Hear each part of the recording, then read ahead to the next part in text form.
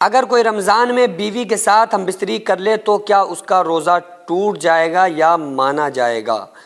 دیکھو، ایک مرتبہ یہی سوال ایک صحابی نے آ کر آقا علیہ الصلوۃ والسلام سے کیا تھا۔ ایک صحابی آئے آپ صلی اللہ علیہ وآلہ وسلم کی بارگاہ میں، اور انہوں نے کہا کہ یا رسول اللہ صلی اللہ علیہ وآلہ وسلم، میں نے رمضان کے دنوں میں روزے کی حالت میں بیوی سے ہم بستری کر لی، تو اب میں کیا کروں کیونکہ میں تو ہلاک ہو گیا۔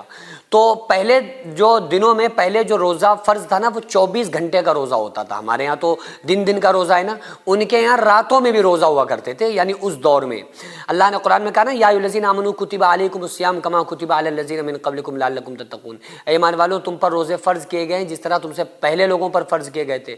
تو پہلے کا جو دور تھا اس میں کیا تھا کہ وہ 24 گھنٹے کا روزہ ہوا کرتا تھا۔ تو وہ 24 گھنٹے کا ان کا روزہ تھا۔ وہ صحابی آ کر کہنے لگے کہ یا رسول اللہ صلی اللہ علیہ وآلہ وسلم، ہم روزے کی حالت میں تھے اور ہم نے اپنی بیوی کے ساتھ ہم بستری کر لی، میں تو ہلاک ہو گیا، اب میں کیا کروں؟ تو آقا علیہ السلام نے فرمایا کہ اس کا فدیہ ادا کرو۔ کہا کیا فدیہ ہے؟ کہا 60 مسکینوں کو کھانا کھلاؤ، یا 60 تواتر کے ساتھ روزے رکھو، یا متواتر 60 روزے رکھو۔ کہا یا رسول اللہ ایک روزے میں تو یہ حال ہوا کہ میں بیوی کے قریب چلا گیا، تو میں کیسے 60 روزے رکھ سکتا ہوں؟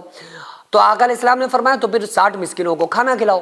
تو کہا یا رسول اللہ صلی اللہ علیہ وآلہ وسلم، میں اتنا غریب اور مفلس انسان ہوں کہ میرے پاس اپنے کھانے کے لیے نہیں ہے، تو میں 60 مسکینوں کو کہاں سے کھانا کھلاؤں؟ تو آقا علیہ السلام